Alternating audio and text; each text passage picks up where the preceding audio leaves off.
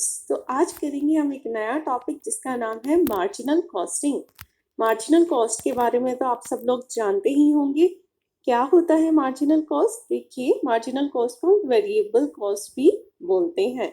मतलब हम अपने प्रोडक्ट की एक यूनिट बढ़ा दें या कम कर दें तो हमारी कॉस्ट पर क्या इम्पेक्ट पड़ेगा, वो हम कैसे निकालते हैं। कॉस्ट का बढ़ना पर यूनिट या कम होना, उसे हम क्या बोलते हैं? Marginal cost. अब ICMA लंदन ने, मतलब institute of cost and management accounting London ने कैसे डिफाइन किया है मार्जिनल कॉस्ट को, वो भी जानते हैं। उन्होंने डिफाइन किया है marginal cost means the amount at any given level of output by which aggregate costs are changed if volume of output is decreased or increased by 1 unit। तो वही चीज है कि प्रोडक्शन की एक यूनिट को बढ़ाने या कम करने से हमारे कॉस्ट पर क्या इम्पेक्ट पड़ेगा, उसे हम क्या बोलेंगे? Marginal cost. तो आइए बात करते हैं मार्जिनल कॉस्टिंग की। मार्जिनल कॉस्टिंग क्या होता है? मार्जिनल कॉस्टिंग के अंदर हम अपनी कॉस्ट को दो अलग अलग भागों में बांट लेते हैं, fix cost and variable cost. और फिर क्या देखते हैं? Effect on profit. किस पर इफेक्ट देखेंगे? प्रॉफिट पर, वॉल्यूम के चेंज होने में और आउटपुट के चेंज होने से। तो देखिए ICMA लंदन ने कैसे डिफाइन किया है मार्जिनल कॉस्टिंग को। The ascertainment of marginal cost by differentiating between fixed and variable costs and of the effect on profit of changes in volume or type of output।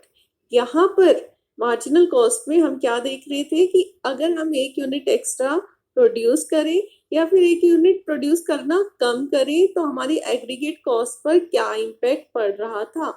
यहाँ हम देख रहे हैं कि मार्जिनल कॉस्ट का हमारे प्रॉफिट पर क्या इम्पैक्ट पड़ रहा है।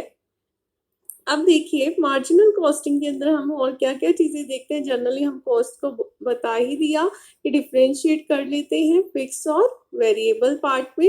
अगर हमारी सेमी वेरिएबल कॉस्ट होती है उसे भी हम दो अलग अलग पार्ट्स में डिवाइड कर लेंगे, fixed and variable. Generally marginal cost हमें हेल्प करती है अपने प्रोडक्ट की कॉस्ट को निकालने में, क्योंकि हम जब प्रोडक्ट की कॉस्ट निकालते हैं तो सिर्फ वेरिएबल पार्ट ही कॉस्ट का लेकर चलते हैं। फिक्स कॉस्ट को हम पीरियड कॉस्ट मानकर चलते हैं और जनरली वो इन्वेंट्री वैल्यूएशन में यूज नहीं होती। जनरली हम वर्क इन प्रोग्रेस और फिनिश गुड को भी मार्जिनल कॉस्ट पर ही वैल्यू निकालते हैं। प्राइसेस को हम क्या करते हैं, किस बेस पर हम प्राइस फिक्स करते हैं अपने प्रोडक्ट का? On the basis of marginal contribution. अगर हमें किसी डिपार्टमेंट की प्रॉफिटेबिलिटी निकालनी हो तो प्रॉफिटेबिलिटी कैलकुलेट करने के लिए हम क्या करेंगे? मार्जिनल कॉस्ट ही असरटेन करेंगे और फिर उसके अंदर अपना प्रॉफिट परसेंटेज ऐड करेंगे। आई होप आप लोगों को इतना क्लियर होगा। चलिए बढ़ते हैं आगे। अब हम पढ़ेंगे मेरिट्स ऑफ मार्जिनल कॉस्टिंग के बारे में। मेरिट्स, इम्पॉर्टेंस, एडवांटेजेस एक ही बात हो जाती है। तो फर्स्ट पॉइंट है realistic valuation of stock. Generally marginal costing के अंदर जो हमारा वर्क इन प्रोग्रेस हो गया या फिनिश गुड होगा उसे हम वैल्यू किस बेस पर करते हैं? On the basis of marginal cost, जिसकी वजह से हमारे जो फाइनेंशियल स्टेटमेंट होते हैं उसके अंदर हम बच जाते हैं फिक्शियस प्रॉफिट से। Next, helpful in managerial decision. Marginal costing हमें बहुत सारे मैनेजरियल डिसीजन लेने में हेल्प करती है, जैसे प्रॉफिट प्लानिंग में मेक और बाय डिसीजंस होंगे, कौन सा प्रोडक्ट रखना है, किसे ड्रॉप करना है, अपने स्पेयर प्लांट कैपेसिटी को कैसे यूटिलाइज करना है, फॉरेन मार्केट से ऑर्डर एक्सेप्ट करना है या नहीं करना। इस तरीके के बहुत सारे हमारे डिसीजंस होते हैं जहां मार्जिनल कॉस्ट हमारी हेल्प करेगी। नेक्स्ट है helpful in cost control. Generally हम कॉस्ट को फिक्स एंड वेरिएबल पार्ट्स में डिवाइड कर लेते हैं मार्जिनल कॉस्टिंग के अंदर।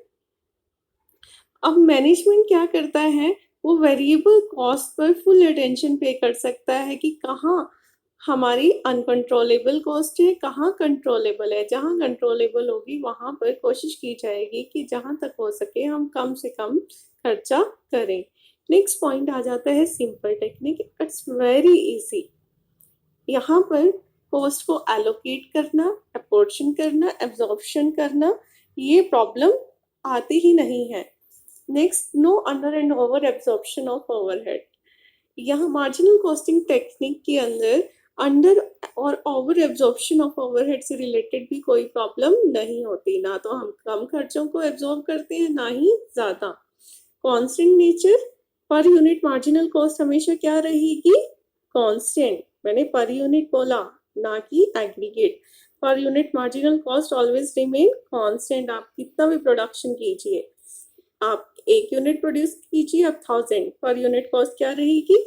कांस्टेंट रहेगी। हेल्पफुल इन प्रॉफिट प्लानिंग, वही बताया, कॉन्ट्रीब्यूशन निकालते हैं, उसके बेस पर हम क्या देखते हैं कि हमें कितना प्रॉफिट आने वाला है। Helpful to other technique, other techniques में भी हेल्प करती है, budgetary control, standard costing etcetera. Key factor highlighted. Key factors क्या होते हैं? जो हमारे ऑर्गेनाइजेशन के लिए इम्पॉर्टेंट फैक्टर्स होते हैं। कहीं पर हमारा रॉ मटेरियल हो सकता है, कहीं पर लेबर हो सकता है, कहीं टाइमिंग हो सकती है, कहीं प्लांट कैपेसिटी हो सकती है। तो की फैक्टर्स को हाईलाइट किया जा सकता है मार्जिनल कॉस्टिंग को यूज करके। अब लिमिटेशंस की बात करते हैं। लिमिटेशन ऑफ मार्जिनल कॉस्टिंग क्या होंगी?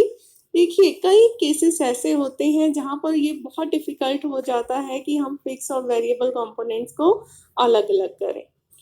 और एक और लिमिटेशन होती है, कई बार मार्जिनल कॉस्ट के बेस पर हम जो डिसीजन लेते हैं, ज़रूरी नहीं है वो डिसीजन हमारे सही हो, वो हमारे फॉल्टी भी निकल आते हैं। नेक्स्ट पॉइंट है डिफिकल्टी इन एप्लीकेशन। कुछ ऑर्गेनाइजेशंस ऐसी होती हैं जहां पर हम मार्जिनल कॉस्ट को अप्लाई नहीं कर सकते, इसका स्कोप लिमिटेड होता है, क्योंकि जनरली हम क्या कर देते हैं, फिक्स कॉस्ट को इग्नोर कर कर चलते हैं।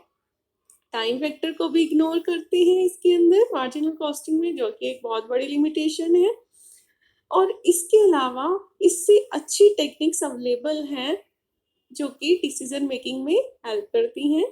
तो ये हुआ फ्रेंड्स हमारा लिमिटेशन ऑफ मार्जिनल कॉस्टिंग। आगे हम पढ़ेंगे आने वाले अपनी टॉपिक्स में profit volume analysis, margin of safety, angle of incidence and break even analysis. तब तक के लिए बने रहिए हमारे चैनल के साथ। Thank you so much.